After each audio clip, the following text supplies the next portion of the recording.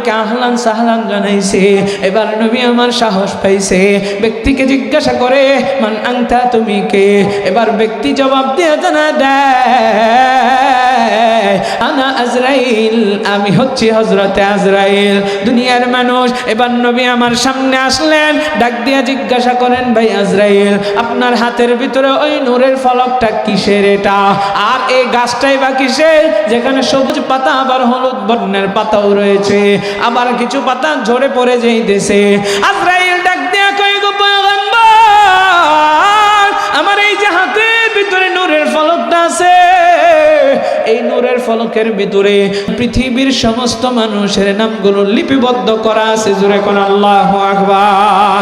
দুনিয়ার মানুষ এবার আজরাইল ডাক দিয়ে জানা দেয়, ও পয়গম্বর, আমার সামনে যে গাছটা দেখতে পাচ্ছেন, প্রত্যেকটা গাছের পাতা, এক একটা পাতা এক একজন মানুষের জন্য, এক একটা পাতায় তার বাবার নাম, তার নাম, তার ঠিকানা সহ লেখা আছে। এই সবুজ পাতাটা যখন আস্তে আস্তে হলুদ বর্ণ হয়ে যাবে, যখন পড়ার সময় হয়ে যাবে, যখন হলুদ বর্ণ হবে, তার আর বেঁচে থাকার জন্য 40 দিন সময় বাকি আছে। ও দুনিয়ার মানুষ, আজরাইল জানা দেয় এবার তার রিজিকের ফেরেশতা আস্তে আস্তে তার রিজিক কমায় দিবে। যখন 40 দিন হয়, মানুষ তখন বুঝতে পারে তার মৌতের সময় হয়ে যাইতেছে। অনেক মানুষ দেখবেন সন্তানরা তখন কাছে পাইতে চায়, অনেকে দেখবেন বিভিন্ন কাছের মানুষদের কাছে বিদায় পর্যন্ত নিয়ে দেয়। ও দুনিয়ার মানুষ রে, মানুষের কাছে দেখবেন দোয়া চায়, তার মনটাও একটু নরম হয়ে যায়। আগে যেরকম গর্জন কইরা থাকতো, মৃত্যুর আগে আগে মানুষ দেখবেন কিছুটা দুর্বল হয়ে যায়। আরে আমার আব্বা জানো যুবক ভাই, তার রিজিকের ফেরেশতা রিজিক আস্তে আস্তে কমাইতে থাকে। এই জন্যই তো দেখবেন কত মানুষ মরণের আগে কিন্তু খাবার খাইতে পারে না। দুনিয়ার মানুষ শুধু তাই নয়, এবার হযরতে আজরাইল জানা দেয় নবী হে, যখন তার মৃত্যুর সময় হয়ে যায়, এই পাতা থেকে একটা পাতা পইরা যায়, তার নামের পাতাটা হলুদ বর্ণ হয়ে যখন পইরা যায়, তখনই আমি আজরাইল তার জানটা কবজ কইরা নেই এবং এই নূরের ফলক থেকে তার নামটা কাইটা দেই। জোরে কোন আল্লাহু আকবার। আরে দুনিয়ার মানুষ, আমার মায়ের নবী, দোয়ার নবী আজরাইলকে জিজ্ঞাসা করে, রে আজরাইল, তুমি যে জান কবজ করো, এই জান কবজ করার সময় কেমন কষ্ট দাও গো আজরাইল? আজরাইল কয়, গো নবী, আমি একজন নবীর সাথে বন্ধুত্ব করতে চাইছিলাম, যার নাম হচ্ছে ইদ্রিস নবী।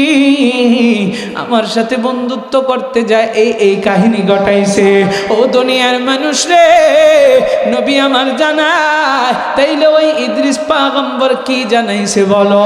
আজরাইল বলেছে, ইদ্রিস নবীর জানটা তো আমি সে গুনাহগার, এই জন্য কবজ করি নাই, সে আমাকে শর্ত দিয়েছে, এই জন্য তার জানটা কবজ করেছি। কিন্তু নবী, আমি তারে বড় ভালোবাসতাম, তারে বড় মহাব্বত করতাম।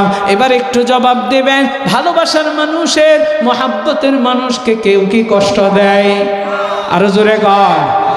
আজরাইল ডাক দিয়া কয়, গো নবী, আমি ইদ্রিস পয়গম্বরকে এত আদর কইরা, আলতু কইরা, শুধু তার জানটারে আমি আস্তে করে টান দিয়েছি।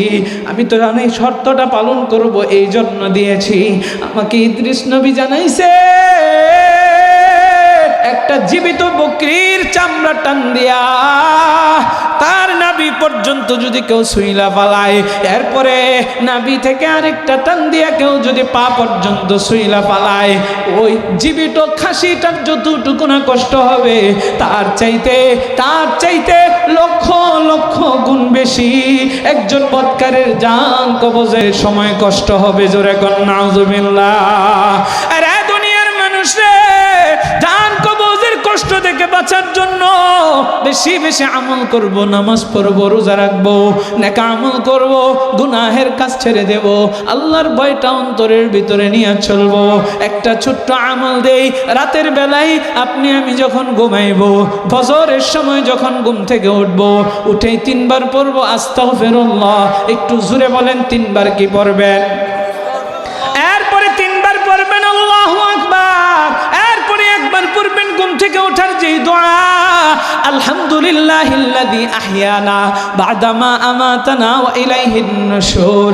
এই আমলটা কোনো বান্দা যদি করতে পারে, আমার মায়ার নবী জানায় দেয়, সারা রাত নাকে তেল দিয়ে বান্দা ঘুমাইবা, আমার আল্লাহ সারা রাত তোমাকে নফল ইবাদত করার সব আমল নামায় দিয়ে দিবেন। জোরে কন্না সুবহানাল্লাহ। আমরা যে কথাগুলো শুনলাম, এই কথাগুলোর উপরে আমল করব কারা কারা নিয়ত করে দুইটা হাত তুলে আল্লাহরে দেখায় দে। ও আল্লাহ, পাকুন্দিয়ার মুসলমানরা দেখেন হাত উঠাইছে, যে কথাগুলো বললাম আমাকে আগে, এরপরে সবাইকে আমল করার তৌফিক দান করেন। জোরে কোন আমিন, আর জোরে কোন আমিন।